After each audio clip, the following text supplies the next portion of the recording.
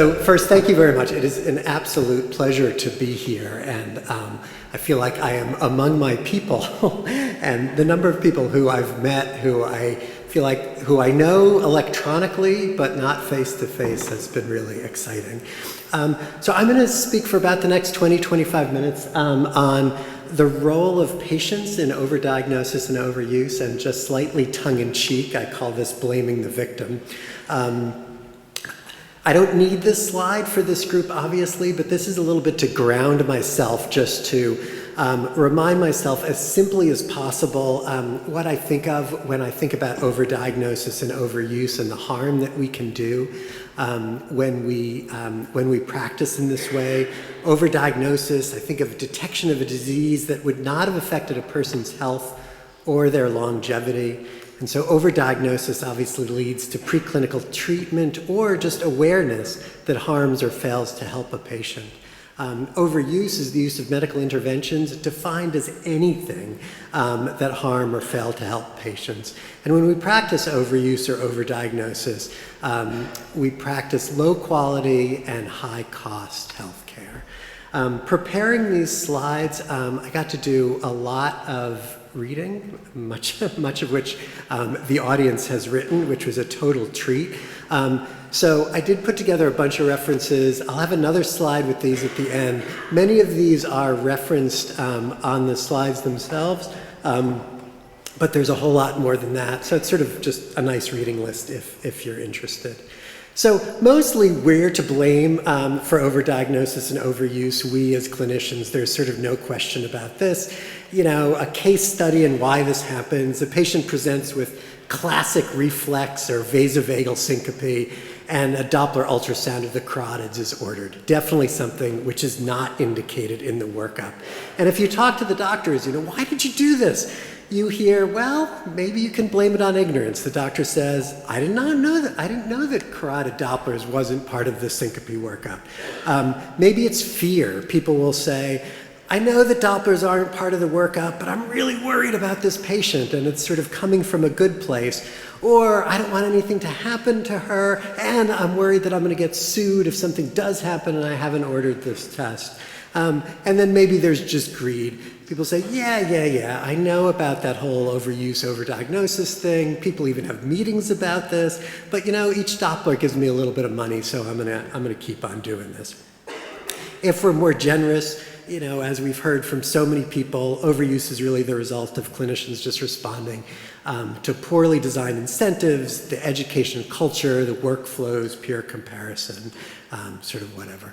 But patients really do play a role in overuse, and I see this every day, and I'm sure a lot of these quotes will ring true to people here. Patient comes in, I twisted my knee, can I get an MRI? My answer to that is a quick no. A friend of mine at work just had a heart attack. He told me I should get a coronary artery calcium scan. Again, no. Do you want to look at the 10 supplements that I take? Often my answer to that is actually no, though it should be yes as well. And then this is a story, as I was doing these slides, where I actually laughed out loud. A recent conversation with the patient, I finished with her and I said, good news, we don't need any labs today. And she said, are you sure? My cat gets more tests than I do. And I came back kind of smiling, laughing, your cat doesn't need the test, the vet's probably making a whole lot of money off your cat. And then she looks at me really concerned. My last doctor ordered tests, I might be sick. What did I do in this case? I ordered tests, and she was not sick. So I'll kind of give you my bona fides. I should be the last person to overuse. So I'm a general internist, I'm a primary care doctor, I do inpatient general internal medicine. I've spent an entire career thinking about teaching evidence-based medicine. This is our textbook, which is sort of all about, you know, how do you rationally, clinically reason through cases, and how do you think about diagnostics? I've written about premature adoption for the lay audience with a book called Ending Medical Reversal, and I've sort of publicly staked the claim as like a somewhat crazed minimalist. This is an article we wrote a couple of years ago, which is like a manifesto, basically. It begins, we've been called critics, haters, non-believers, and our least favorite nihilists. We prefer the term medical conservatives. We believe this is the ideal approach to patient care. We set out the tenets of the medical conservative now because the rapid pace of innovation and the marketing powers afforded by digital media has tested the resolve of slow adopting skeptical clinicians, which I still stand by that. So although I should be resistant to overuse, patients truly are the greatest barrier to me using medical care in an appropriate way. And this really isn't a surprise. This is a wonderful figure from an article back in Journal of Hospital Medicine back from 2017, which sort of outlines what goes on in the clinical arena. And so we control a lot of this as clinicians, but patients come to the visit with a lot of their own values and beliefs. And in a good 21st century kind of collegial relationship between doctor and patient, when we collaborate and make healthcare choices, a lot of that is influenced by our patients, as is appropriate. And patients come here with beliefs that many people have talked about. Many of the posters are out of wanting maybe not more rather than better healthcare, but mistaking more healthcare as better healthcare. And so we are drawn into this. And I wanted to think about where that comes from and why, because I think it's important to figure out if we're going to make any change in this, we need to figure out what the patients bring to the interaction and where that comes from. I think there are two places. One is sort of what we grow up with, what we learn in just our life. And I'm going to kind of tackle that through proverbs, things that before we get to school, we already know these things. And then the second is where we are kind of willfully miseducated as adults. Okay? And I'm going to give a few examples of each of these. So first, proverbs. We all know what proverbs are, simple traditional sayings that express a perceived truth. They're based on common sense and experience. They do reflect cultural beliefs and shared knowledge, so it's interesting looking at proverbs from across cultures because they really do differ. And they're kind of heuristics to teach us how to live. So just a few. A stitch in time saves 9, right? So acting early will leave you better off. But of course, this doesn't account for the phenomenon of lead time bias, right? Where acting early may just give you more time living with a disease. This is the lead time bias slide I use with my students, where I tell them, you basically live through 4 periods of your life, 1 period where you're healthy, 1 period where you have a disease but you're asymptomatic, 1 period where you're symptomatic with the disease, and 1 period where you're dead. People usually react to that saying, that's a really depressing way of looking at life, but it really is true. If you wait until your disease is detected by symptoms, this is how long you have to live with it. If we screen you early, you live all of this time, so this is your lead time. If we're doing something productive about the disease during that time, wonderful. If not, we're only hurting people during that time.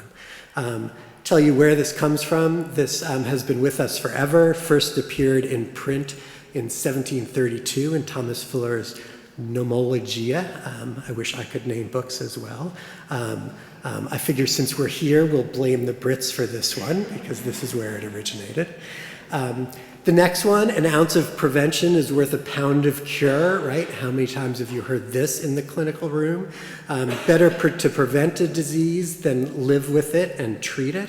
But of course, this doesn't consider the potential harm of preventative interventions. If you look at it from a population standpoint, right? Thinking about mammography, 1 woman over 1,000 screened over 10 years has her life saved by mammography, but the other 9,999 just accrue harm from mammograms during that time. whether it's financial, whether it's discomfort, whether it's anxiety, biopsies, overdiagnosis, whatever. If you look on an individual standpoint, right, those ounces of prevention over the course of life really add up, and those do harm, especially when the chance that you're going to be helped during that is small.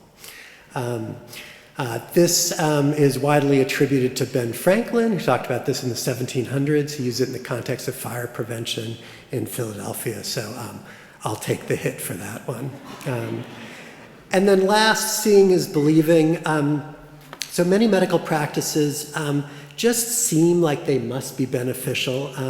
And these are the arguments that we hear all the time, right? These make perfect sense. Screening stress tests, or things just appear to work. And this is especially problematic, I think, today, when so much of our technology, just by looking at it, we can tell that new is better, right? You get a new phone, you have a 10-year-old phone which is barely working anymore, and you sort of fondle your new phone and take a picture with it and see how fast it works, and you're like, this is better, I know this is better.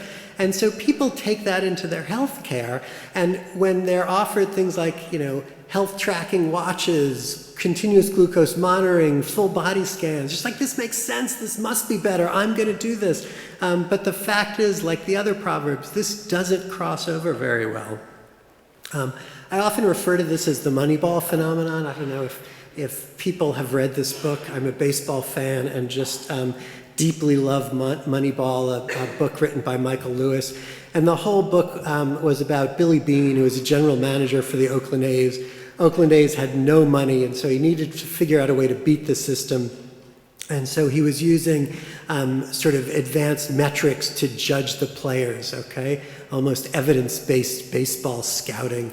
And he was constantly battling with his scouts who were just looking at players and feeling like, I can make a decision just by looking at this. And he was saying, I want to go to the literature and consider the numbers and think about what is actually beneficial.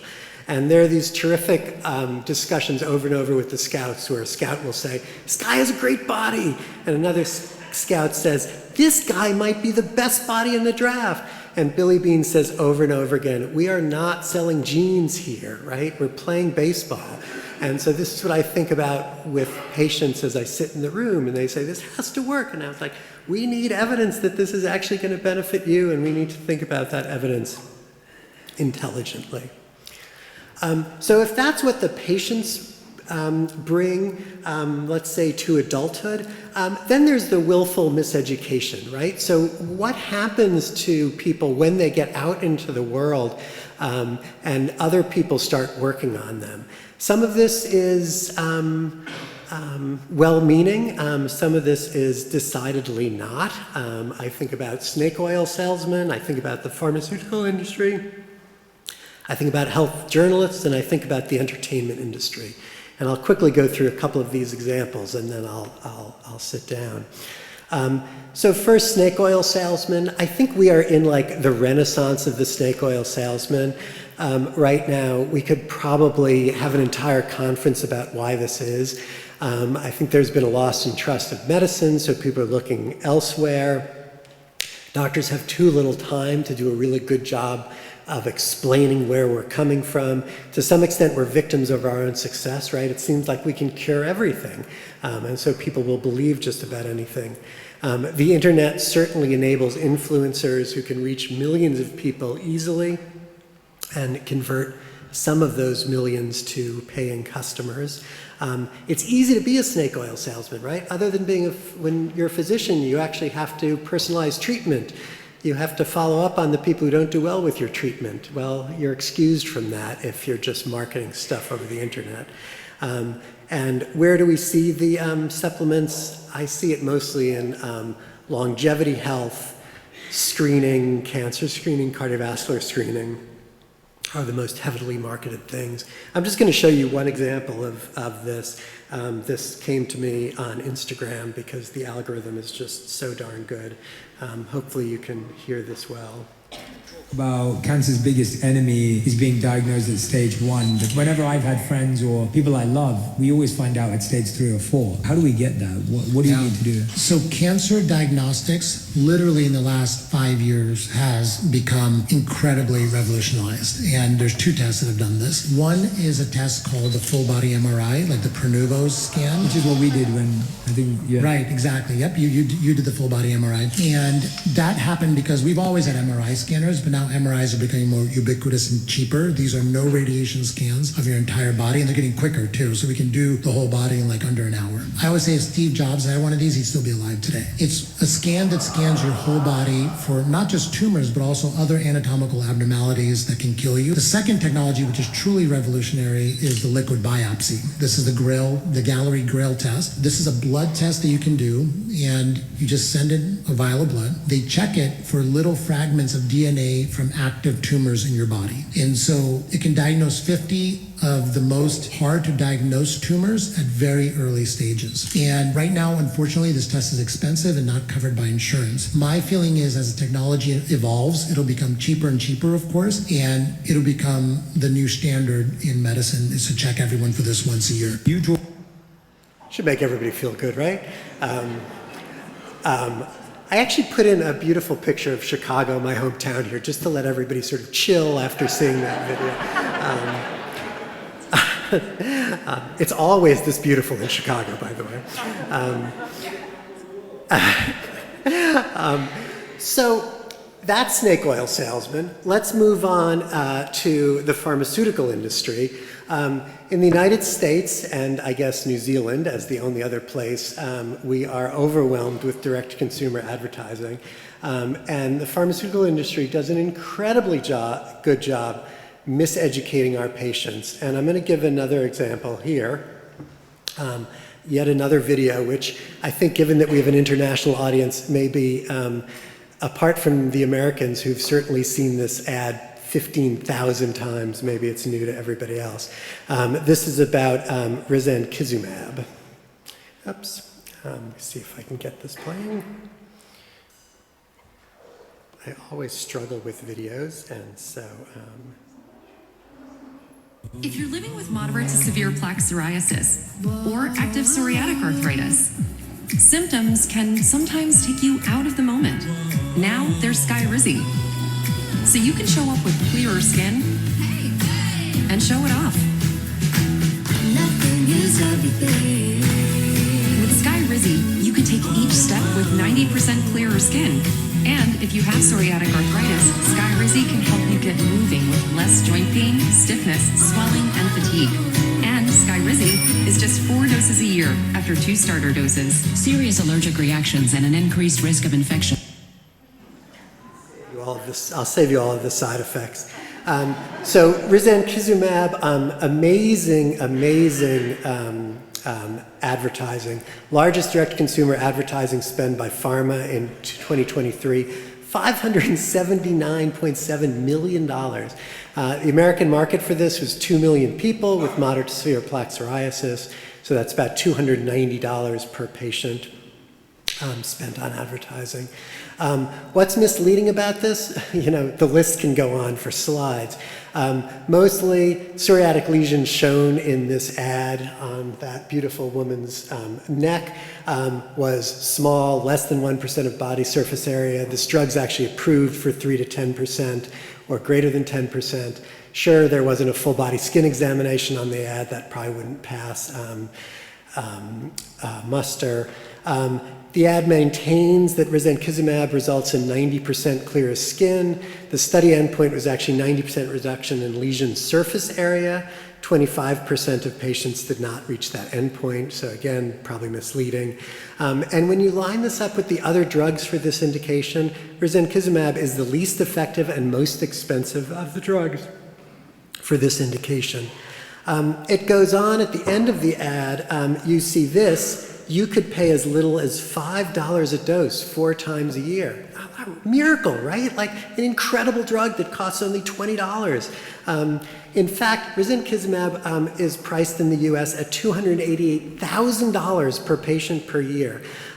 So if a patient sees this, like, great ad, everybody looks happy, people are playing the fiddle, people are, roller skating, and they can get it for this cost, of course they're going to ask us for it.